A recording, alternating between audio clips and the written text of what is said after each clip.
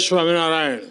परम पूज्य गुरु हरि महंत स्वामी महाराज, श्रद्धेय संतगण, सत्संगी परिवार के सभी सदस्य, अन्य महानुभाव और विशाल स्टेडियम में पधारे देवी और सज्जनों, कार्यकर सुवर्ण महोत्सव के इस अवसर पर मैं भगवान स्वामीनारायण के चरणों में प्रणाम करता हूं। आज प्रमुख स्वामी महाराज की 103वीं जन्म जयंती का महोत्सव भी है। मैं गुरु हरि प्रगट ब्रह्म स्वरूप प्रमुख स्वामी महाराज को भी नमन करता हूं। भगवान स्वामीनारायण की शिक्षाएं, प्रमुख स्वामी महाराज के संकल्प आज परम पूज्य गुरु हरिमहंत स्वामी महाराज के श्रम और समर्पण से फलित हो रहे हैं। ये इतना बड़ा कार्यक्रम, 1,00,000 कार्यकर्ता, युवाओं और बच्चों द्वारा बीज, वृक्ष और फल के भाव को अभिव्यक्त करते हुए सांस्कृतिक कार्यक्रम। मैं आपके बीच भले ही साक्षात उपस्थित नहीं हो सका हूं, लेकिन मैं इस आयोजन की ऊर्जा को हृदय से महसूस कर रहा हूं। इस भव्य दिव्य समारोह के लिए मैं परम पूज्य गुरु हरि महंत स्वामी महाराज का, सभी संत जनों का अभिनंदन करता हूं, उन्हें नमन करता हूं। साथियों, कार्यकर सुवर्ण महोत्सव सेवा के 50 वर्ष की यात्रा का एक महत्वपूर्ण पड़ाव है। 50 वर्ष पहले स्वयंसेवकों का रजिस्ट्रेशन करके उन्हें सेवा कार्यों से जोड़ने की शुरुआत हुई। उस समय कार्यकर्ताओं का रजिस्ट्रेशन कराने के बारे में कोई सोचता भी नहीं था। आज ये देखकर बहुत खुशी होती है कि बीएपीएस के लाखों कार्यकर पूरी श्रद्धा और समर्पण से सेवा कार्यों में जुटे हैं। किसी संस्था के लिए ये बहुत बड़ी उपलब्धि है। इसके लिए मैं आपको बधाई देता हूं, अपनी शुभकामनाएं देता हूं। साथियों, कार्यकर सुवर्ण महोत्सव भगवान स्वामीनारायण की मानवीय शिक्षाओं का उत्सव है। ये सेवा के उन दशकों की गौरव गाथा है जिसने लाखों करोड़ों लोगों का जीवन बदला। ये मेरा सौभाग्य है कि मैंने बाप के सेवा अभियानों को इतने करीब से देखा है। मुझे उनसे जुड़ने का अवसर मिला है। भूज में भूकंप से हुई तबाही के बाद के हालात हो, नरनारायण नगर गांव का पुनर्निर्माण हो, चाहे केरला की बाढ़ हो या उत्तराखंड में भूस्खलन की पीड़ा हो, या फिर हाल ही में कोरोना जैसी वैश्विक महामारी की आपदा, हमारे कार्यकर साथी हर जगह परिवार भाव से खड़े होते हैं, करुणा भाव से सबकी सेवा करते हैं। हर किसी ने देखा है कोविड काल में किस तरह बीएपीएस मंदिर सेवा केंद्रों में बदल गए थे। मैं एक और प्रसंग भी आज याद करना चाहूंगा। लोगों को इसके बारे में बहुत कम पता है। जब यूक्रेन का युद्ध बढ़ने लग गया तो भारत सरकार ने तुरंत ये तय किया कि वहां फंसे भारतीयों को तत्काल सुरक्षित निकालना है। इसके बाद बहुत बड़ी संख्या में भारतीय पोलैंड पहुंचने लग गए थे, लेकिन एक चुनौती थी कि पोलैंड पहुंचे भारतीयों को युद्ध के उस माहौल में कैसे ज्यादा से ज्यादा मदद पहुंचाई जाए। उस समय मैंने बीएपीएस के एक संत के साथ बात की और ये बात मुझे लगता है शायद आधी रात बीत चुकी थी, 12 या 1 बजा था रात को, तब मैंने बात की थी। उनसे मैंने आग्रह किया कि बड़ी संख्या में जो भारतीय पोलैंड पहुंच रहे हैं उनकी मदद के लिए मुझे आपका सहयोग चाहिए। और मैंने देखा कि कैसे पूरे यूरोप से रातों रात बीएपीएस के कार्यकरों को आपकी संस्था ने एकजुट कर दिया। आप लोगों ने युद्ध के माहौल में पोलैंड पहुंचे लोगों की बहुत बड़ी मदद की। बीएपीएस की ये ताकत वैश्विक स्तर पर मानवता के हित में आपका ये योगदान बहुत ही प्रशंसनीय है। और इसलिए आज कार्यकर स्वर्ण महोत्सव में मैं आप सभी का आभार व्यक्त करता हूं। आज बीएपीएस के कार्यकर दुनिया भर में सेवा के माध्यम से करोड़ों लोगों के जीवन में परिवर्तन ला रहे हैं। अपनी सेवा से करोड़ों आत्माओं को स्पर्श कर रहे हैं और समाज के अंतिम छोर पर खड़े व्यक्ति को सशक्त कर रहे हैं। और इसलिए आप प्रेरणा है, पूज्य है, वंदनीय है। साथियों, बीएपीएस के कार्य पूरे विश्व में भारत के सामर्थ्य, भारत के प्रभाव को ताकत देते हैं। विश्व के 28 देशों में भगवान स्वामीनारायण के 1800 मंदिर, दुनिया भर में 21,000 से ज्यादा आध्यात्मिक केंद्र, सेवा के अलग अलग प्रकल्पों का काम दुनिया जब ये देखती है तो वो इसमें भारत की आध्यात्मिक विरासत, आध्यात्मिक पहचान के दर्शन करती है। ये मंदिर भारत के सांस्कृतिक प्रतिबिंब है। विश्व की सबसे प्राचीन जीवंत संस्कृति के केंद्र है।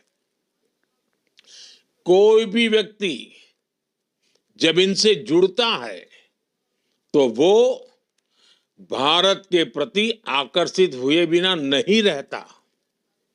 अभी कुछ ही महीने पहले अबू धाबी में भगवान स्वामीनारायण मंदिर की प्रतिष्ठा हुई है।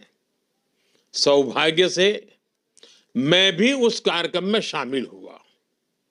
उस कार्यक्रम की, उस मंदिर की पूरी दुनिया में कितनी चर्चा हो रही है।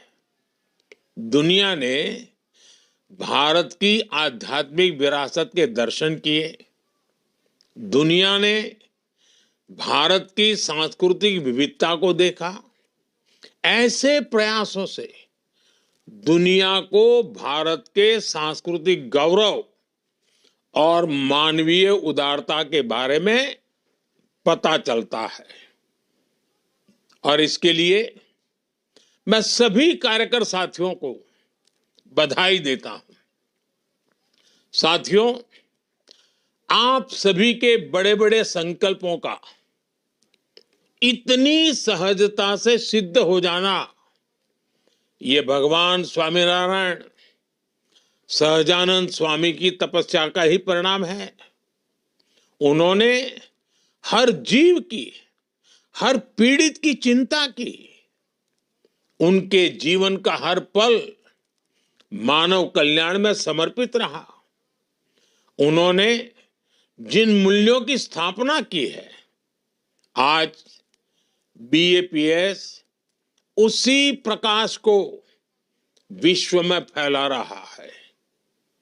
बीएपीएस के इन कार्यों को एक गीत की कुछ पंक्तियों के माध्यम से समझाया जा सकता है। आपने भी सुना होगा, घर घर गाया जा सकता है। नदियां न पिए कभी अपना जल, नदियां न पिए कभी अपना जल, वृक्ष न खाए कभी अपना फल। नदियां न पिए कभी अपना जल, वृक्ष न खाए कभी अपना फल।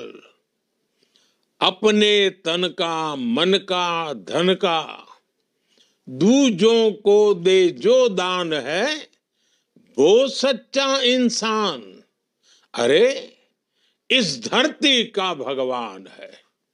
साथियों, ये भी मेरा सौभाग्य रहा कि मुझे बचपन से ही बीएपीएस और भगवान स्वामीनारायण से जुड़ने का अवसर मिला।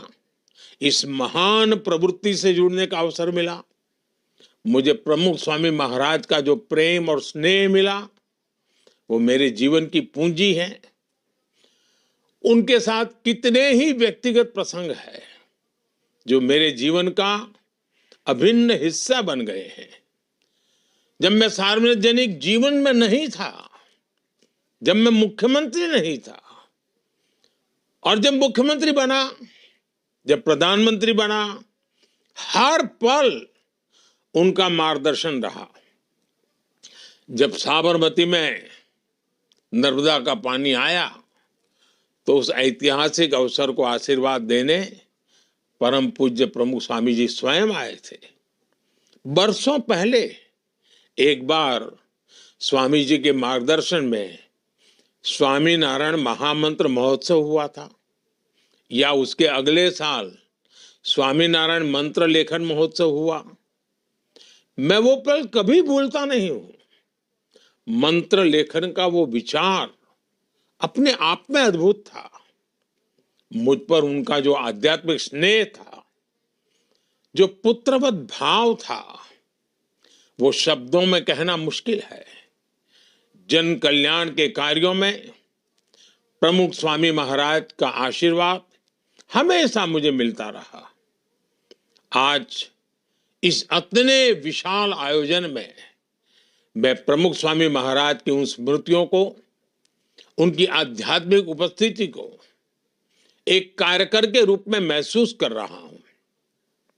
साथियों, हमारी संस्कृति में सेवा को सबसे बड़ा धर्म माना गया है। सेवा परमो धर्मः, ये सिर्फ शब्द नहीं, ये हमारे जीवन मूल्य है। सेवा को श्रद्धा, आस्था और उपासना से भी ऊंचा स्थान दिया गया है। कहा भी गया है, जन सेवा तो जनार्दन सेवा के ही बराबर है। सेवा वो है जिसमें स्व का भाव नहीं रह जाता है। जब आपकी आध्यात्मिक यात्रा को दिशा मिलती है, मजबूती मिलती है, और ये सेवा जब हजारों लाखों कार्यकर्ताओं के साथ मिलकर एक ऑर्गेनाइज रूप में, संगठित रूप में की जाती है, एक संस्था के रूप में की जाती है, एक आंदोलन स्वरूप के रूप किया जाता है, तो अद्भुत परिणाम मिलते हैं। इस तरह की संस्थागत सेवा में समाज की, देश की बड़ी बड़ी समस्याओं के समाधान का सामर्थ्य होता है। इससे अनेक बुराइयों को खत्म किया जा सकता है। एक कॉमन पर्पस से जुड़े लाखों कार्यकर्ता देश की, समाज की बड़ी ताकत बनते हैं। और इसलिए आज जब देश विकसित भारत का लक्ष्य लेकर चल रहा है, तब स्वाभाविक रूप से जन जन का एक साथ आना और कुछ बड़ा कर दिखाने की भावना हम हर क्षेत्र में देख रहे हैं। स्वच्छ भारत मिशन हो,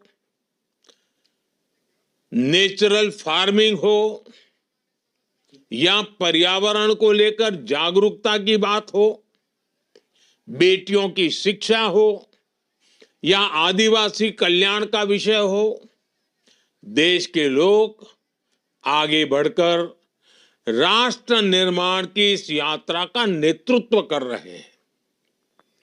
आपसे भी उन्हें बहुत प्रेरणा मिलती है। इसलिए आज मेरी इच्छा है, मेरा मोह है कि आपसे कुछ आग्रह भी करूं। मैं चाहूंगा आप सब यहां से कुछ संकल्प लेकर जाएं। आप हर वर्ष एक नया संकल्प लेकर उस साल को विशेष बनाकर उस संकल्प के लिए समर्पित कर दे। जैसे कोई एक साल केमिकल फ्री खेती को समर्पित करे, कोई एक साल देश की विविधता में एकता के पर्वों को समर्पित करे। हमें युवा सामर्थ्य की सुरक्षा के लिए नशे के खिलाफ लड़ाई का भी संकल्प लेना होगा। आजकल बहुत सी जगहों पर लोग नदियों को पुनर्जीवित कर रहे हैं, तो इस तरह के काम को आप भी आगे बढ़ा सकते हैं। हमें धरती का भविष्य बचाने के लिए सस्टेनेबल लाइफस्टाइल का संकल्प लेना होगा। भारत ने पूरी दुनिया को मिशन लाइफ का जो विजन दिया है, उसकी प्रामाणिकता, उसका प्रभाव हमें ही सिद्ध करके दिखाना है। आजकल एक पेड़ मां के नाम अभियान की चर्चा पूरे विश्व में है। इस दिशा में भी आपके प्रयास बहुत अहम है। भारत के विकास को गति देने वाले अभियान जैसे fit India, vocal for local, millets को बढ़ावा देना, ऐसी कई बातें आप कर सकते हैं। युवा विचारों को नए अवसर देने के लिए कुछ ही सप्ताह बाद जनवरी में विकसित भारत यंग लीडर्स डायलॉग, उसका भी आयोजन होगा। इसमें हमारे युवा विकसित भारत के संकल्प को पूरा करने के लिए अपने आइडियाज देंगे, अपने योगदान की रूपरेखा तैयार करेंगे। आप सभी युवा कार्यकर इससे भी जुड़ सकते हैं। साथियों, श्रद्धेय प्रमुख स्वामी महाराज का विशेष जोर भारत की परिवार संस्कृति पर रहता था। उन्होंने घर सभा के माध्यम से समाज में संयुक्त परिवार की अवधारणा को मजबूत किया। हमें इन अभियानों को आगे बढ़ाना है। आज भारत 2047 तक विकसित होने के लक्ष्य पर काम कर रहा है। अगले 25 वर्षों की देश की यात्रा जितनी भारत के लिए महत्वपूर्ण है, उतनी ही बीएपीएस के हर कार्यकर के लिए भी अहम है। मुझे विश्वास है, भगवान स्वामीनारायण के आशीर्वाद से बीएपीएस कार्यकरों का ये सेवा अभियान इसी तरह निर्बाध गति से आगे बढ़ता रहेगा। मैं एक बार फिर आप सभी को कार्यकर सुवर्ण महोत्सव की बधाई देता हूं। जय स्वामीनारायण।